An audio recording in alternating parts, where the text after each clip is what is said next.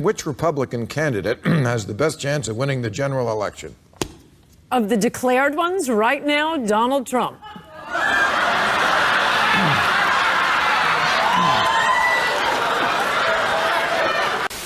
You know what? He's not going to be president. Donald Trump is not going to be president of the United States.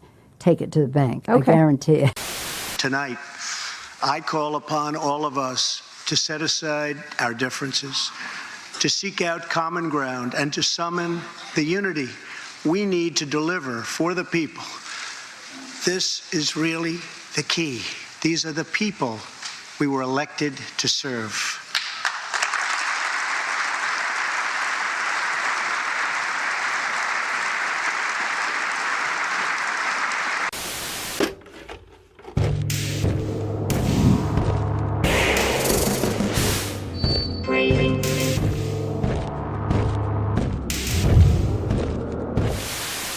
Needless to say, Donald J. Trump has been the most controversial U.S. president in recent memory, but after his first State of the Union address, it's hard to deny that Trump has delivered results. As the president listed off various administrative achievements throughout the speech, we often saw only half of the chamber standing for applause. At one point, Trump declared that black unemployment was at the lowest rate ever recorded, only to be met by stone-faced grimaces from the Congressional Black Caucus. And something I'm very proud of, African American unemployment stands at the lowest rate ever recorded.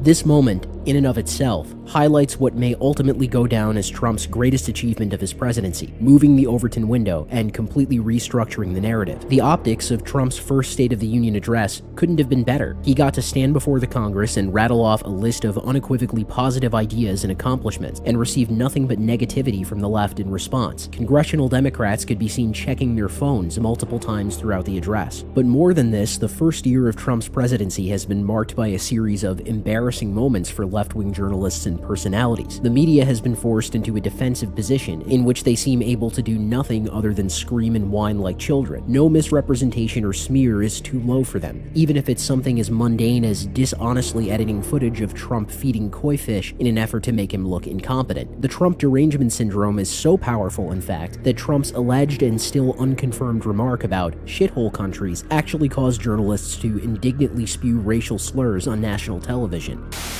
I'm a proud shitholer.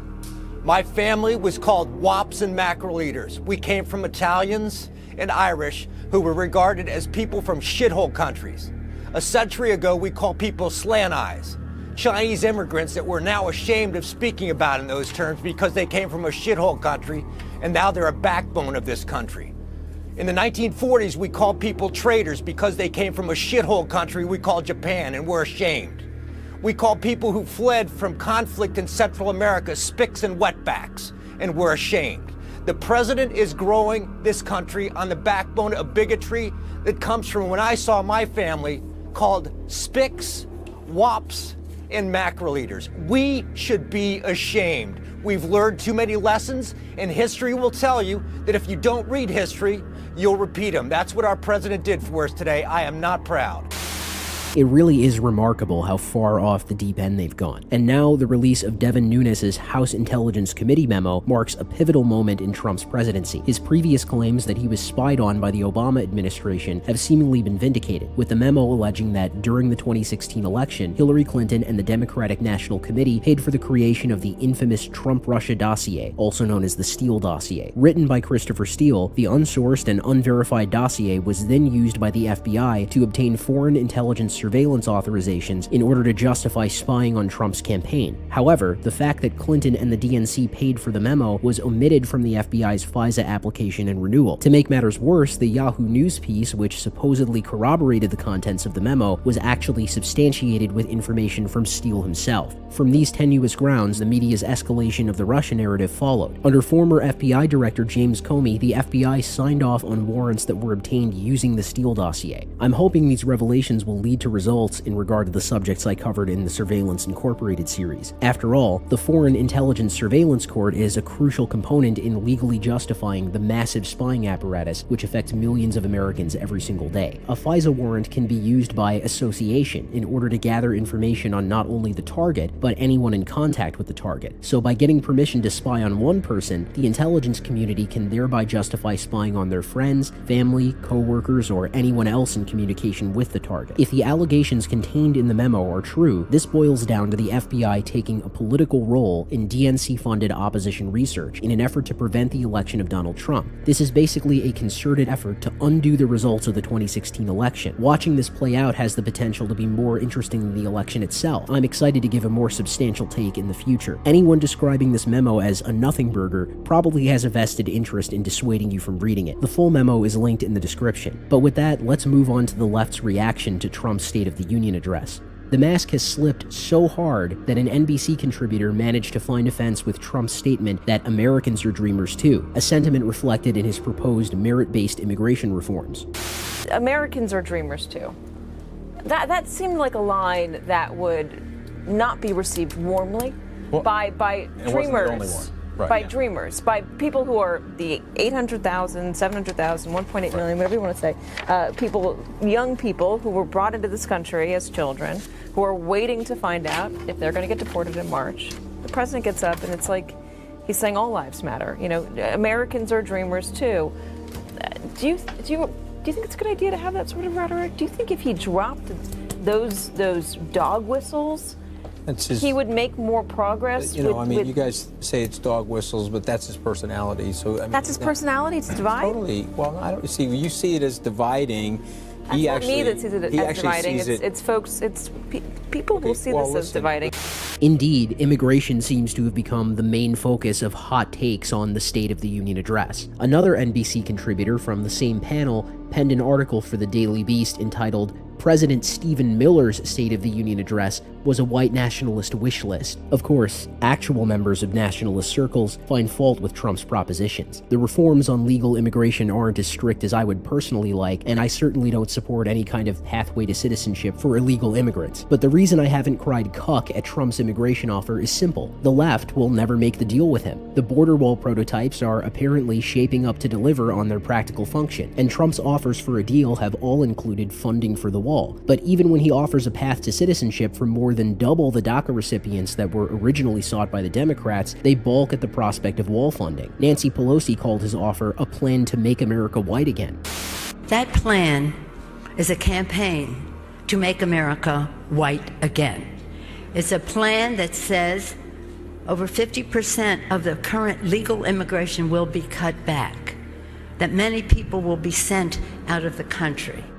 The reality of the situation is that Democrats and the broader American left won't play ball on any deal that involves the wall, or any substantial reduction in immigration overall. Trump has caused them to show their hand. They are now openly stating that their electoral future hinges on the mass-scale restructuring of the country's demography. A Center for American Progress memo, released in early January of 2018, revealed the Democratic fear of losing the DACA recipients, and of reductions in immigration in general. The left are becoming more and more open about the relationship between their demographic desires and their electoral future. They were counting on Hillary Clinton winning and opening the floodgates, and now they're faced with what appears to be a lose-lose scenario. If they accept Trump's deal, they lose many potential future voters as a result of the reductions in immigration. If they refuse Trump's deal and allow the DACA recipients to be deported, they lose many potential future voters anyway. If Trump's proposed immigration reforms were to go through, we would see a dramatic reduction in both legal and illegal immigration, marking a significant deviation from the last 50 years of immigration policy. Even if your personal goals are much loftier, you cannot deny that this would be a step in the right direction, and at the risk of being bombarded with 4D chess memes, I think Trump's approach to the immigration question is brilliant. He started a national conversation, one that will not go away even after his presidency is over. He's moved the Overton window in ways that online political movements never could have moved it. The fact is, so-called anti-SJW internet culture became popular because it was a reflection of the average normie's reaction to progressivism. Even now, the everyday apolitical Joe probably doesn't even know what an SJW is, but the moment they become aware of SJWs, their reaction will likely be something akin to what you'd hear from Sargon of Akkad, Bering, or a former persona of mine. And this brings us to the matter of the discourse. Trump's candidacy and presidency have cleared space for us to discuss issues and perspectives that would never have been publicly discussed a couple of years ago. Senator Lindsey Graham of South Carolina released a statement today that neatly summarizes how most of official Washington thinks about this subject. In a statement, Graham dismisses the idea that America should even think about what kind of people it lets in. Quote, "I've always believed that America is an idea," Graham wrote, "not defined by its people, but by its ideals. Diversity has always been our strength, not our weakness." America is defined by its ideals. Okay, so what are those ideals? It might be useful to know, considering how important they are. Well, diversity as our strength is the only one our leaders seem to agree on. The less we have in common, somehow, the stronger we are. Is that true? We'd better hope it's true because we're betting everything on it. But there's a deeper problem with what Senator Graham said. Quote, "America is not defined by its people." Really? What do its people think about that? Are they pleased to learn their leaders consider them merely a commodity, a set of interchangeable parts? America's actual people, with their actual families and towns and traditions and history and customs, may be surprised to learn that they're irrelevant to the success or failure of what they imagined was their country. According to Lindsey Graham, you could take our entire population and swap it out for 320 million, I don't know, Chinese or Indians or Africans or Canadians or people from New Zealand, and the place would be no different so long as the idea was still there. Does anyone actually believe that? How about we test that idea, starting with the U.S. Senate? Would South Carolina get the same representation from someone randomly selected out of the phone book? As Lindsey Graham would say, the Senate isn't defined by its people. It's really just an idea. And as soon as you start defining things by ideas rather than individuals, people become irrelevant.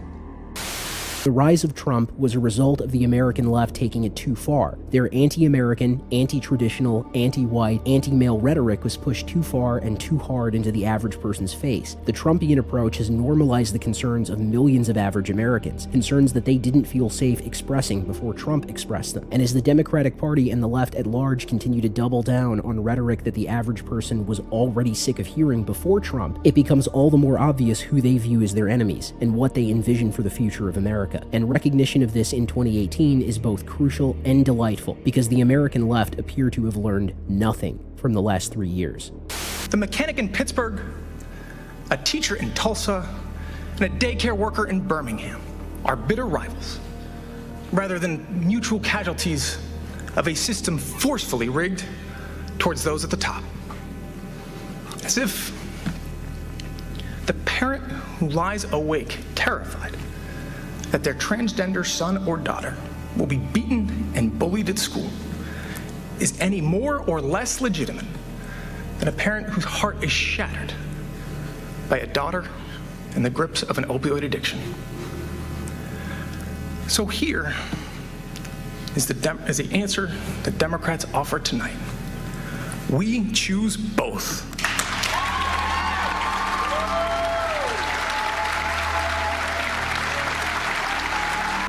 We have a guy, a president, who clearly is owned by Putin. We have an investigation going. Okay, that's good news.